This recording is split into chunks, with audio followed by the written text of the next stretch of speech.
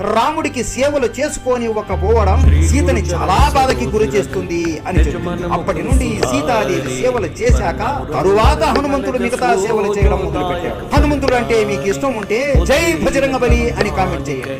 सुमिरो पवन कुमारे बल बुद्धि विद्या देव मोहि हरौ कलेश विकारे। जय हनुमान ज्ञान गुण सागर जय कपीश तियो लोक उजागर। राम दूत अतुलित बल धामा अंजनी पुत्र पवन सुत नामा। महावीर विक्रम बजरंगी कुमति